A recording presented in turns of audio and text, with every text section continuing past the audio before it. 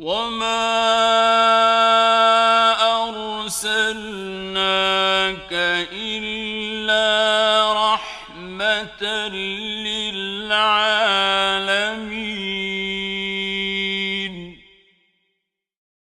بسم الله الرحمن الرحيم. الحمد لله نحمده ونستعينه ونستغفره ونعوذ بالله من شرور أنفسنا وسيئات أعمالنا، من يهده الله فلا مضل له ومن يضلل فلا هادي له، وأشهد أن لا إله إلا الله وحده لا شريك له، وأشهد أن محمدا عبده ورسوله. يا أيها الذين آمنوا اتقوا الله حق تقاته ولا تموتن إلا وأنتم مسلمون. يا أيها الناس اتقوا ربكم الذي خلقكم من نفس واحدة وخلق منها زوجها وبث منهما رجالا كثيرا ونساء، واتقوا الله الذي تساءلون به والأرحام إن الله كان عليكم رقيبا. يا أيها الذين آمنوا اتقوا الله وقولوا قولا سديدا يصلح لكم أعمالكم ويغفر لكم ذنوبكم، ومن يطع الله ورسوله فقد فاز فوزا عظيما. أما بعد، السلام عليكم ورحمة الله وبركاته. masu kallon mu da sauraron mu, ina muku lale marhabin da ƙara haɗuwa da ku a wannan tasha mai albarka, a kuma cikin wannan shiri na mai albarka mai taken rahmatul alamin, wato shirin da muke kokarin kawo muku rahmar annabi sallallahu alaihi wa alihi wa sallama a bangarori mabambanta. Idan ba ku manta ba, a shirye-shiryen da suka gabata mun ji yadda annabi sallallahu alaihi wa alihi wa sallama rahama shi ta bayyana ga ƙananan yara, rahmar annabi sallallahu alaihi wa sallam ta bayyana ga tsofaffi, rahmar annabi sallallahu alaihi wa alihi wa sallama ta bayyana ga dattawa, rahmar annabi sallallahu alaihi wa sallam makwabta sun shaida, rahmar annabi sallallahu alaihi wa sallam mata sun shaida, maza sun shaida, kai rahmar annabi sallallahu alaihi wa alihi wa sallama dabbobi ma basu manta ba. Rahmar annabi sallallahu alaihi wa alihi wa sallama ta kai har abubuwan da suke itatuwa ne busassu ba masu da rai, sai da suka shaida annabi sallallahu alaihi wa alihi wa sallama yana da ainihin rahama. Annabi sallallahu alaihi wa alihi wa sallama rahama shi da tausayin shi ta bayyana ga musulmai da kafirai. A cikin musulmai salihan bayi sun shaida, masu saba ma annabi sallallahu alaihi wa alihi wa sallama cikin musulmai masu zunubi annabi ya musu rahama. Kafirai annabi sallallahu alaihi wa alihi wa sallama yayi zama da su cikin mutuntawa da ainihin jin kai da ainihin rahama. A yau insha Allahu za mu shiga wani babi ne mai matukar muhimmanci, wanda zai bayyana mana rahmar annabi sallallahu alaihi wa alihi wa sallama game da abin da ya shafi yaƙi. Fa subhanallah, sai ka yi mamaki ka ji an ce rahama annabi sallallahu alaihi wa alihi wa sallama a ainihin yaƙi. Ba mamaki wani mawaƙi cikin mawaƙan larabawa a ƙasar Masar yana cewa ahlan bi mithaqis salami muqaddaman laka min rasulir rahmatil faiha'u, bi ma'ana wato madalla da alkawarin zaman lafiya daga annabi sallallahu alaihi wa alihi wa sallama. A kullum manzo Allah sallallahu alaihi wa alihi wa sallama tausayi da rahama da jin kai da laushi da taushi shi yake fara gabatan al'amarin annabi sallallahu alaihi wa sallam gabanin kishiyar haka ta bayyana.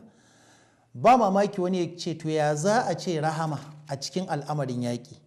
Wannan idan mutum ya yi mamaki ba za a yi mamakin shi ba.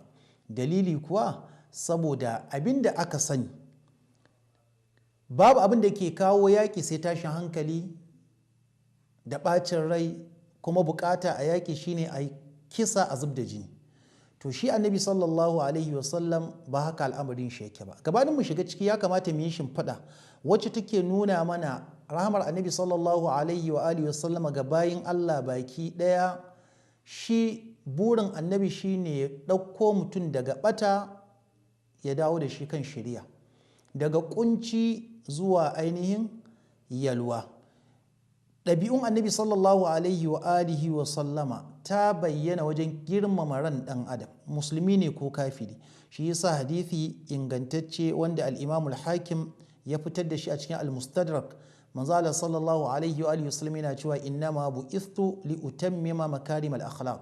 Manzo Allah sallallahu alaihi wa alihi wa sallam yana cewa ni an ainihin wato aiko ni ne don in cika kyawawan ɗabi'u. Abu ne sananne, larabawa da sauran ƙabilu waɗanda suke zamanin annabi sallallahu alaihi wa alihi wasallama sun shiga cikin balbalin bala'i na abin da ya shafi ainihin yaƙi mai tsanani. Abin da zai baka takaice, larabawa sukan yi yaƙi abin da bai kai akan abin da bai kai ya kawo ba. Akan tsuntsu sai larabawa su ɓarke da yaƙi shekara da shekaru. Akan budurwa sai larabawa su ɓarke da yaƙi akan shekara da shekaru. Musu idan ta haɗa balarabe da balarabe sai su ɓarke da yaƙi akan abin da bai kai ya kawo ba. Shine mawaƙi yake cewa wa ahyanan ala bakri akhina idza lam najid illa akhana. Ce wani lokaci akan raƙumin ma dan uwan sai mu ɓarke da yaƙi, kan tsuntsu sai su ɓarke da yaƙi. Amma shi addinin musulunci sai ya zo ya fitar da larabawa da al'umma daga cikin wannan mummunan hali zuwa ainihin kyakkyawan rayuwa mai daɗi. Shi yasa zaman lafiya wani abu ne mai zaman kanshi a cikin addinin musulunci. Babu abin da ya kai zaman lafiya daɗi. Shi yasa tun gabanin mu shiga yakin to ya kamata mu fahimci muhimmancin zaman lafiya a cikin addinin musulunci. Ɗaya daga cikin manya-manyan malaman ƙasar Masar wanda yake ya zama Sheikhul Azhar, Allah maɗaukakin sarki ya yi mishi rahama, yana cewa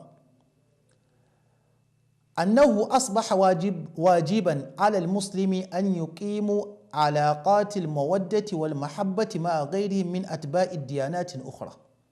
Sheikhul Azhar yana cewa ya zama wajibi akan al'umma musulmai su ainihin tsayar da su kulla kyakkyawan alaka da soyayya da waɗanda suke ba 'yan uwansu ba, waɗanda suke wata addini na daban. Bi ma'ana tsakanin musulmai da kafirai al'asalatan shine a yi zaman lafiya. Idan kafirai suka ce ba za a zauna lafiya ba to nan ne maganin yaƙi yake zuwa.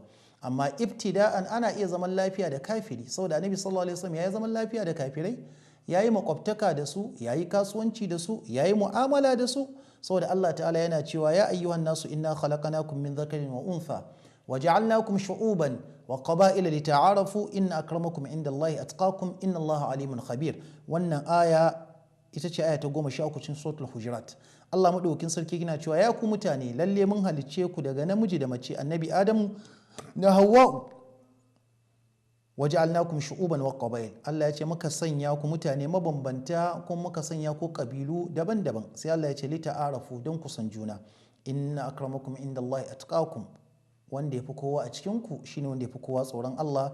Inna Allaha alimun khabir, lalle Allah masani ne kuma mai bada labari ne ga abin da aka kasance ana aikata. Yan uwa musulmi, idan muka kalli wannan ayar, ashe da Allah maɗaukakin sarki halicce mu maza da mata, musulmai da kafirai, bahaushe da bayarabe, bature da balarabe, sai Allah ya ce lita'arafu, don ku san juna.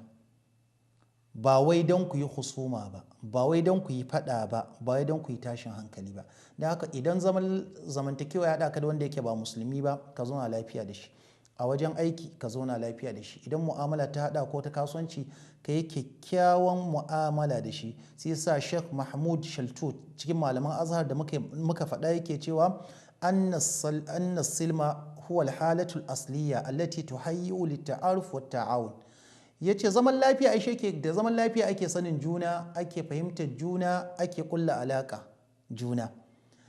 Idan babu zaman lafiya yaushe za a samu ta'arufi? Bayan za a samu ta'arifi. Shi yasa zaman lafiya al'umma musulmi mabda'a ne cikin mabadi na musulunci. Manzo Allah sallallahu alaihi wa sallam ya kai a cikin addu'o'in shi yana cewa Allahumma inni as'aluka al-afiyata fid dunya wal akhirah. Ya Allah, ina roƙonka zaman lafiya a rayuwar duniya da kuma rayuwar lahira. Tashin hankali bai da amfani, tashin hankali bai da wani muhimmanci ga rayuwar ɗan adam. Da haka waɗannan darussa da muke kawo 'yan uwa musulmi, muna kawo su ne don mu yi koyi da annabi sallallahu alaihi wa alihi wasallama a cikin mu'amalar shi, a cikin ɗabi'un shi, a cikin harkokin shi. Manzo Allah sallallahu alaihi wasallam duk abin da ya shafi yaƙi, annabi ma yana kauce mishi ne, yana nisantar yaƙi. Bai ma so a yi, bai ma gayyata a yi, ballantana ya so, ballantana yaƙin ya auku. Ba mamaki wani ya ce to ai manzo Allah ya yaƙoƙo daban-daban. Lalle annabi ya yi yaƙoƙa daban-daban, amma annabi shine ya buƙaci a fara yin yaƙin ko kuwa daga baya ne bayan an tsokane shi manzo Allah ya mai da martani. Mafi yawancin yaƙoƙin da annabi sallallahu alaihi wa sallam ya mai da martani ne. Shi isa saboda son zaman lafiya irin na annabi sallallahu alaihi wa sallam ko kalmar yaƙi baya so. shi isa mu a musulmai idan aka zo babi a cikin Bukhari ko Muslim sai kaji ana cewa babul jihad ko kitabul jihad, sai dai a ce jihadi, ba a son yaƙi, saboda yaƙi daban jihadi daban. Yaƙi zai iya zama akan gaskiya ko akan ƙarya, yaƙi zai iya zama akan ƙarya da ƙarya, amma lokacin da kaji an ce jihadi to tsakanin gaskiya ne da ƙarya, tsakanin musulmai da kafirai. Shi yasa har annabi sallallahu alaihi wa sallam saboda kyamar shi da yaƙi da tashin hankali ya kasance yana cewa ahabbul asma'i ila Allah Abdullahi wa Abdurrahman. Cikin sunayen da Allah madaukakin sarki ya fi so gaba daya shine Abdullahi da Abdurrahman. Suna babu sunan da Allah yake so ya ji an kira bawa da shi kamar an ce wani Abdullahi ko Abdurrahmani. Sai manzo Allah ya ce wa asdaquha harithun wa hammamun. Sunan da ya fi gasgatuwa ga ɗan adam, kamar yadda Bahaushe yake cewa suna linzami. Idan ka sa ma ɗanka suna za ka ga sunan yakan bi shi, yakan yi mishi ta'athiri. Alal misali, idan ka sa ma ɗanka suna Abubakar za ka gan shi yana da karamci, ba don kuma saboda Sayyidina Abubakar yana da karamci.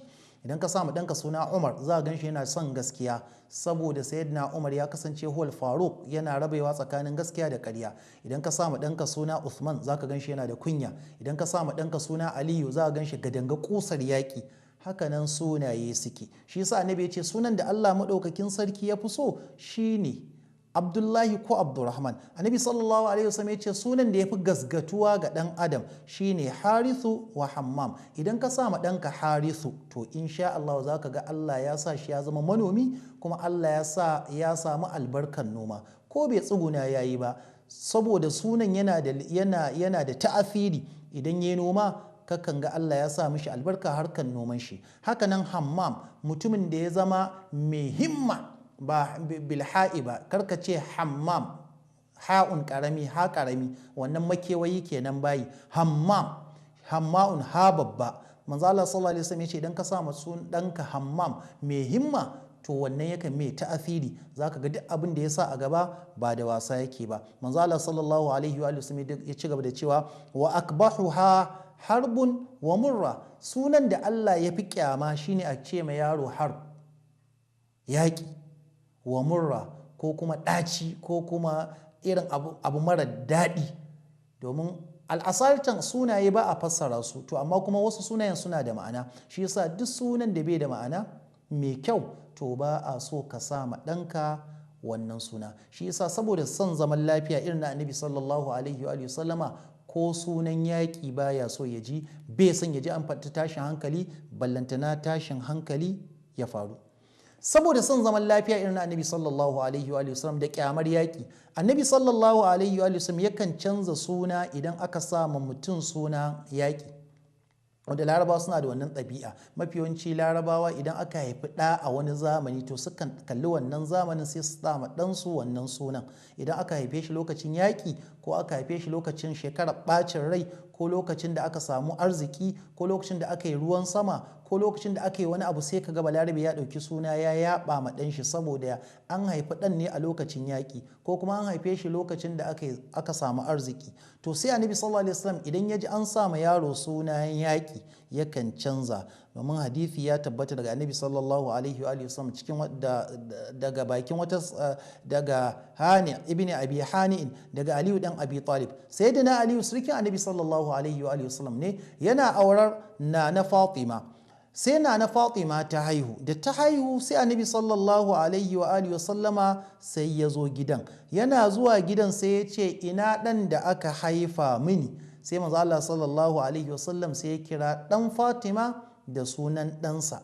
Sai manzo Allah sallallahu alaihi wa sallam ya ce aruni ibni, ku nuna min ɗan da aka haife shi, ma sammaitumuhu, wani suna kuka sa mai? Qala, sai sayyidina Ali dan Abi Talib ya ce qultu harban, ya ce na sa mishi yaƙi. Me hikimar da yasa sayyidina Ali ya sa mai suna yaƙi? Saboda ya zama jarumi idan aka zo filin yaƙi, babu wasa. Idan ba ku manta min ishara cewa sayyidina Ali daman gadangane kusar yaƙi. Sayyidina Ali ba matsoraci bane, shi yasa ya sa ma ɗan shi suna yaƙi, dan ka ji ka sani cewa babu wasa. Manzo Allah sallallahu alaihi wasallam yana jin an sa ma ɗa suna yaƙi, qala, sai ya ce bal huwa hasanun. Manzo Allah ya ce a'a, wannan suna bai yi ba, na canza mishi suna daga ainihin yaƙi na mai da shi mai kyau. hasan abu mai kyau. Allahu akbar, wannan shine annabi rahama sallallahu alaihi wa sallam. Falamma wulida al-Husainu, yayin da aka haifi sayyidina Husainu dan Aliyu dan Abi Talib, sayyidina Ali yace sammaituhu harban, sai na ƙara sa mishi wannan sunan na yaƙi saboda sayyidina Ali jarimi ne. Faja Rasulullahi sallallahu alaihi wa sallam faqala, sai annabi sallallahu alaihi wa sallam ya ƙara zuwa gidan na Fatima bayan ta haihu, sai yace aruni ibni, ku nuna min dan da aka haifa min, ma sammaitumuhu, wani suna kuka sa mai? Qala, sai sayyidina Ali yace qultu harban, yace na sa mishi yaki jarimi. Qala, sai manzo Allah sallallahu alaihi wasallam yace bal huwa Husainun, tasgiri kenan na Hassan. Sai manzo Allah yace a sunan shi Husain, mai dan kyau, bai kai Hassan ba. Hassan shine babban, na biyu sai ya sa mishi Husain. Falamma wulida thalithu, yayin da Nana Fatima ta ƙara haihuwar ɗa na uku, sammaituhu harban, sayyidina Ali sai ya ƙara sa mishi suna harb, yaƙi. Faja annabi sallallahu alaihi wasallam, manzo Allah tsaya da aminci Allah su tabbata a gare shi, sai ya zo gidan. Qala, sai ya ce aruni ibni, manzo Allah sallallahu alaihi wa sallam ya ce ku nuna min dan da aka haifa. Qultu ma sammaitumu, annabi ya ce wani suna kuka sa mai? Qala, sai ya ce harban, mun sa mishi suna yaƙi. Qala bal huwa muhaisin, manzo Allah sallallahu alaihi wasallam ya ce a sunan shi muhaisin sallallahu alaihi wa sallam. Kaga sayyidina Aliyu ya haifi 'ya'ya guda uku, dukkaninsu ya sa musu suna yaƙi. Manzo Allah sallallahu alaihi wasallam ya canza musu sunaye daga Hassan zuwa Hussein zuwa Muhaisin. Wannan hadisi babban malamin hadisi mai suna Shu'aib al-Arnaud ya inganta isnadin shi. Imam Ahmad ya fidda hadisin namban hadisi na 769. Sa'an Imam Malik ya fidda shi a cikin Muwatta namban hadisi na 660. Sa'an Ibn Hibban ya fidda shi a cikin Sahih Ibn Hibban namban hadisi na 6959 da Al-Hakim fil Mustadrak namban hadisi na 4773. Allah maɗaukakin sarki ya datar da mu. ‘Yan uwa musulmi, wannan shine annabi sallallahu alaihi wa alihi wasallama, kuma wannan shine ɗabi'unsa, zaman lafiya da rahama da jin kai. Shi isa cikin maganganun annabi sallallahu alaihi wasallam, saboda kyamar yaƙi, har ya kai yana cewa la tatamannaw liqa al'adu wa sallallahu al'afiya. Annabi sallallahu alaihi wasallam ya ce kada ku dinga roƙon Allah ya kawo yaƙi, kada wani ya roƙi tashin hankali. Manzo Allah sallallahu alaihi wasallam ya ce kullum ku dinga yin addu'a kuna roƙon Allah madaukakin sarki ya azurta ku da zaman lafiya. Wannan hadisi ne ingantacce, al-Imam al-Bukhari ya fitar da shi a Kitabul Jihadi. Da haka ƴan uwa musulmi mu zama masu son zaman lafiya. Naji cikin matan ƴan Shi'a, matar shugaban ƴan Shi'a na Najeriya ta buɗe baki tana cewa musulunci shine ta'addanci, musulmi shine ɗan ta'adda. To wannan mata kin yi ƙarya, kin ma Allah ƙarya, kin ma annabi ƙarya, kin ma musulmai ƙarya. Musulmi ɗan zaman lafiya ne. Manzon Allah cewa la tatamannaw liqa al-aduwi, kada ku yi burin ku haɗu da abokin gaba.